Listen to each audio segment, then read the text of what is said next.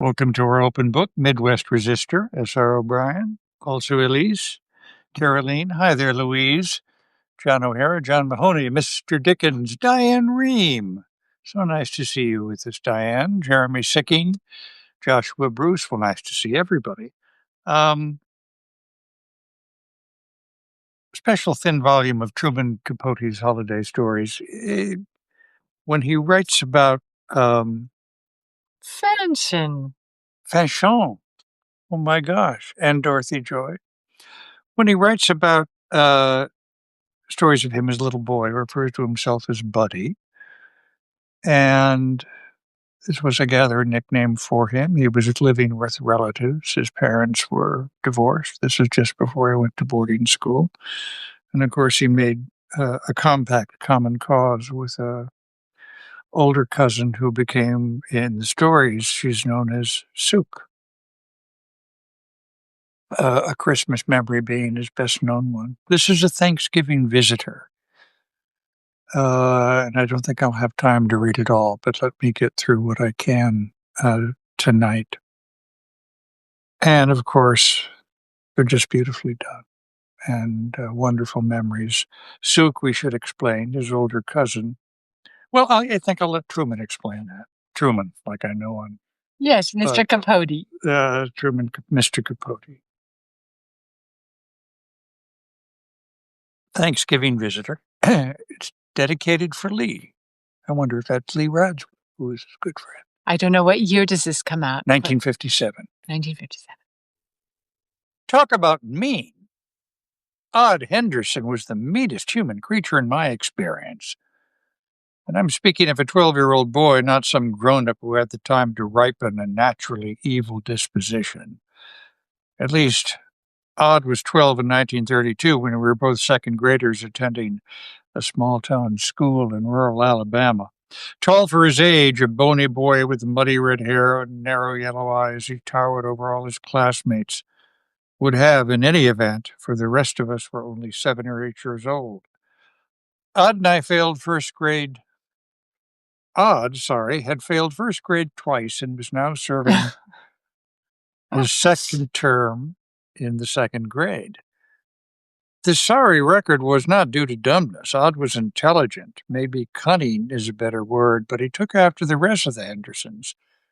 The whole family, there were 10 of them, not counting Dad, who was a bootlegger and usually in jail, all scrunched together in a 4-room house next door to a church, was a shiftless, surly bunch, every one of them ready to do you a bad turn.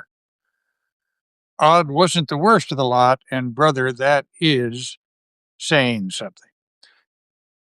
Many children in our school came from families poorer than the Hendersons.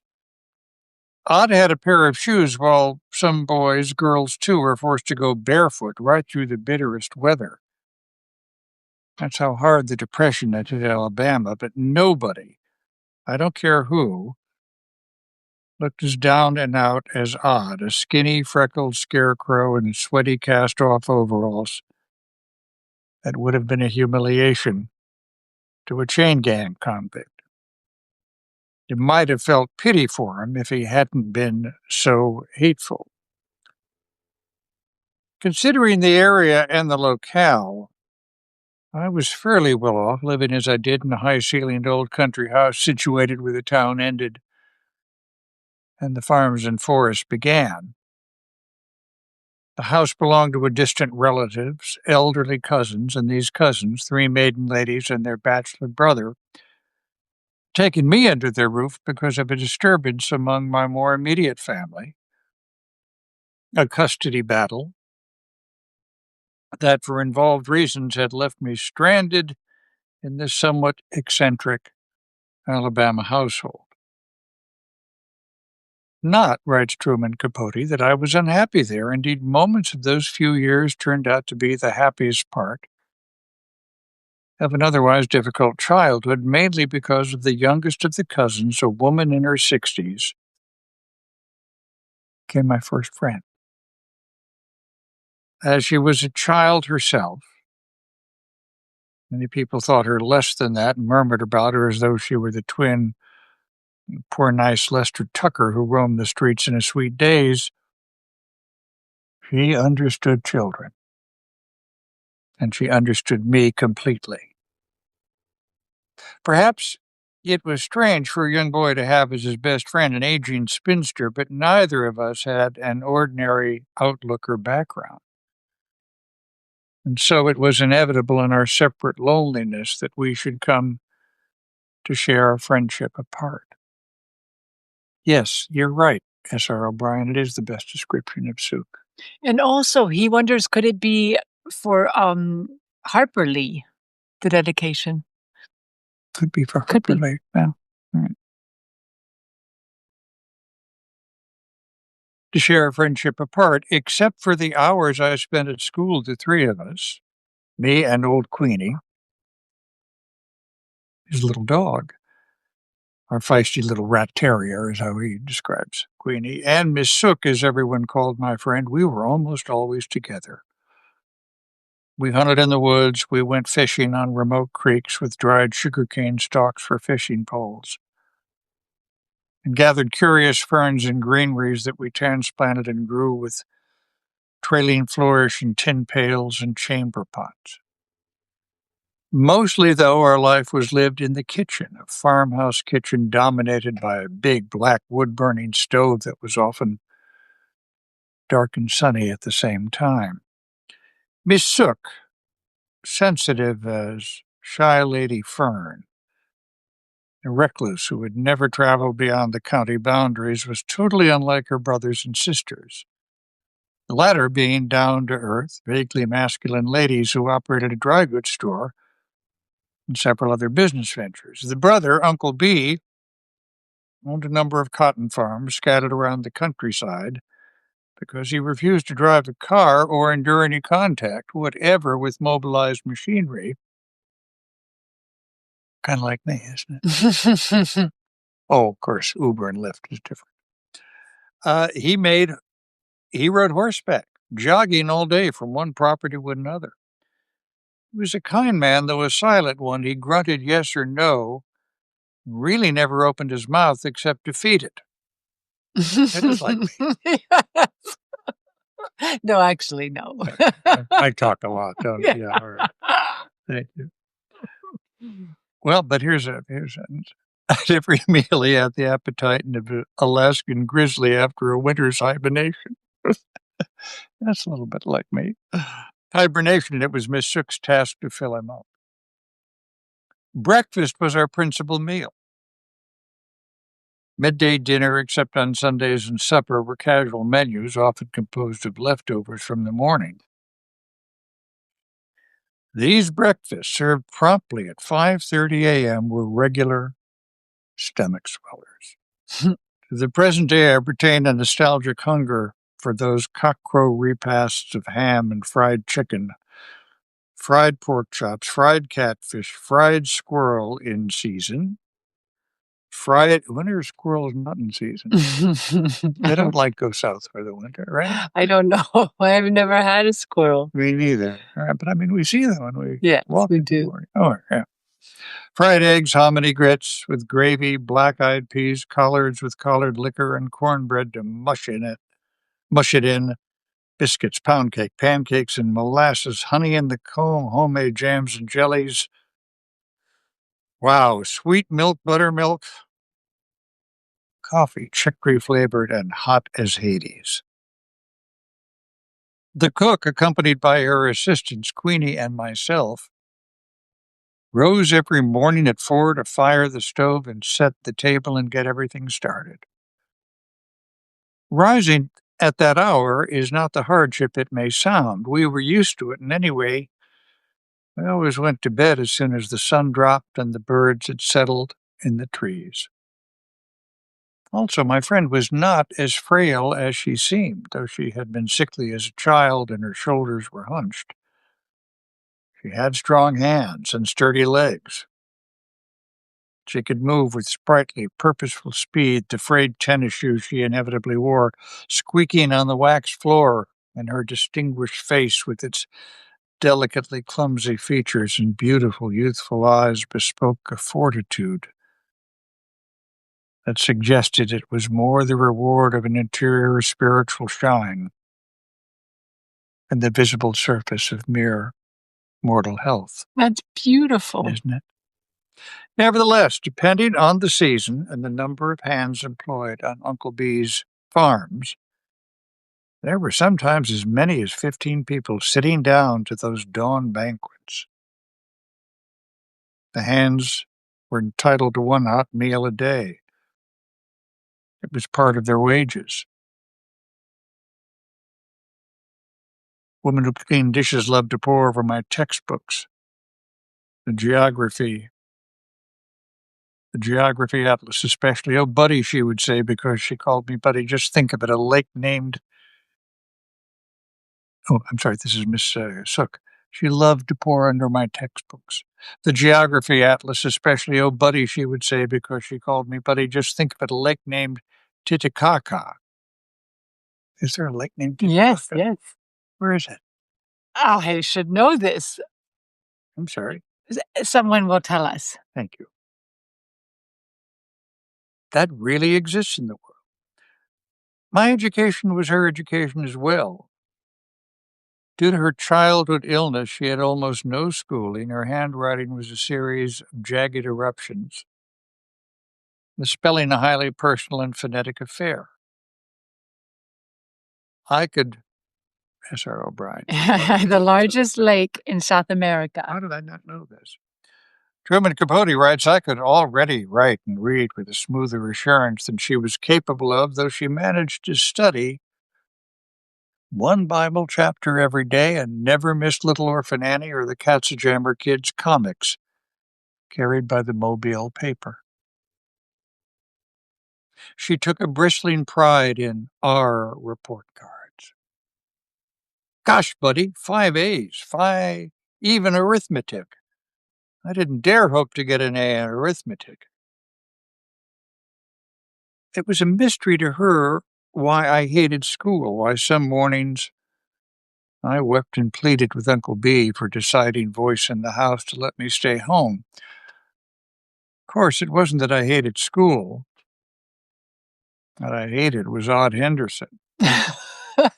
The torments he contrived. For instance, he used to wait for me in the shadows under a water oak that darkened an edge of the school grounds.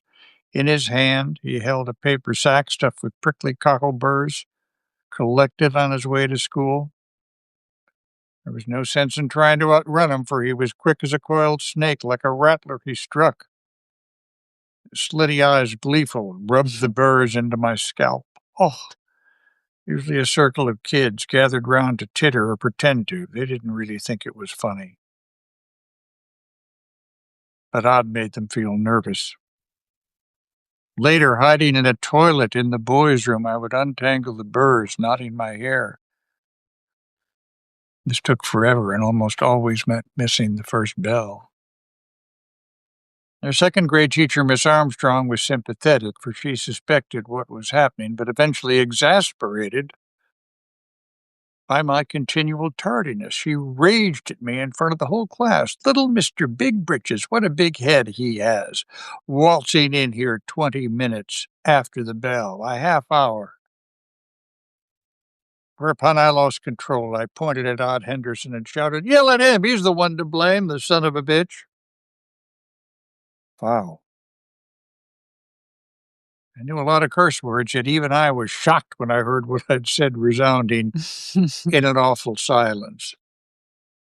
And Miss Armstrong, advancing toward me, clutching a heavy ruler, said, "Hold out your hand, sir. Palms up, sir." Then, while Odd Henderson watched with a small, citric smile, she blistered the palms of my hands with her brass-edged ruler until the room blurred.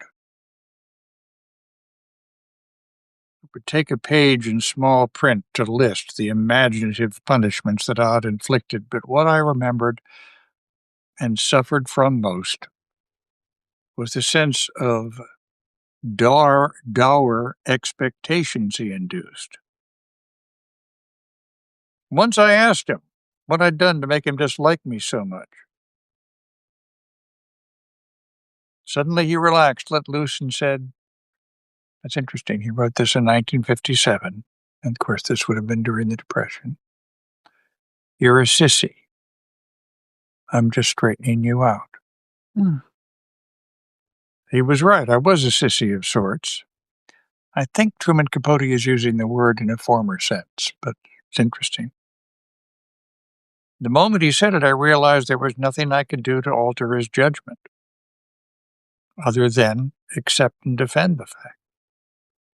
As soon as I regained the peace of the warm kitchen where Queenie might be gnawing an old dug-up bone and my friend puttering with a pie crust, the weight of Aunt Henderson would blessedly slide from my shoulders. But too often at night, the narrow lion eyes lying doomed in my dreams, while his harsh high voice pronouncing cruel promises hissed in my ears.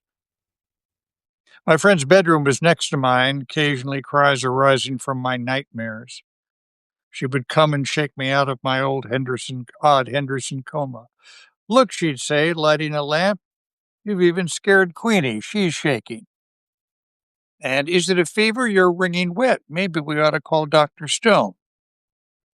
But she knew it wasn't a fever. She knew it was because of my troubles at school. But now I'd stopped talking about it, never mentioned it, because she refused to acknowledge that any human could be as bad as I made him out to be. Innocence, preserved by the absence of experience that had always isolated Miss Sook, left her incapable of encompassing an evil so complete. Oh, she might say, rubbing heat into my chilled hands, he only picks on you out of jealousy.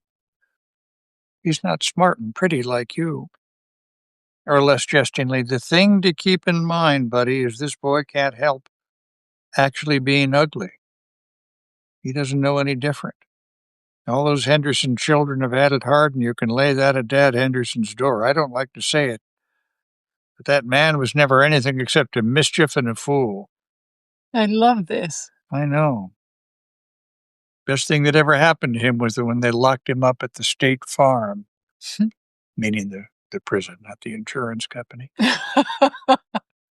But I remember Molly Henderson before she married Dad, just 15 or 16 she was, and fresh from somewhere across the river. She worked for the Sade Danvers down the road, learning to be a dressmaker. She used to pass here and see me hoeing in the garden, such a polite girl.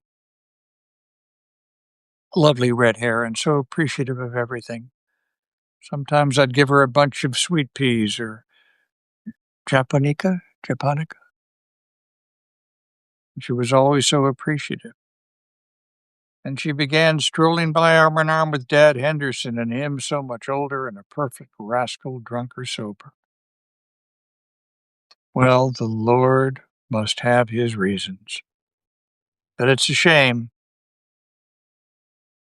Molly can't be more than 35, and there she is without a tooth in her head or a dime to her name and a house full of children to feed. You've got to take all that into account, buddy, and be patient. It's so compassionate. I'm just going to read a little more. I have to. Can't finish the whole story tonight. No. But it is related to Thanksgiving. Absolutely. Patient, but what was the use of discussing it? Finally, though, my friend did comprehend the seriousness of my despair. The realization arrived in a quiet way and was not the outcome of unhappy midnight wakings. It happened one rainy November twilight, when we were sitting alone in the kitchen, close by the dying stove. Supper was over, the dishes stacked, Queenie was tucked in a rocker snoring. I could hear my friend's whispery voice weaving under the skipping noise of rain on the roof, but my mind was on my worries, and I was not attending, although I was aware that her subject was Thanksgiving.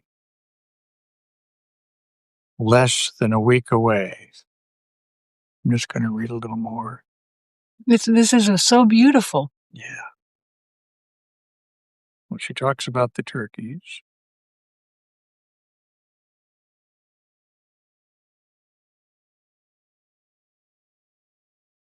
Sook was ruminating on these matters while my mind wandered through a maze as melancholy as the wet twilight. Suddenly I heard her knuckle rap the kitchen table. Buddy, what? You haven't listened to one word.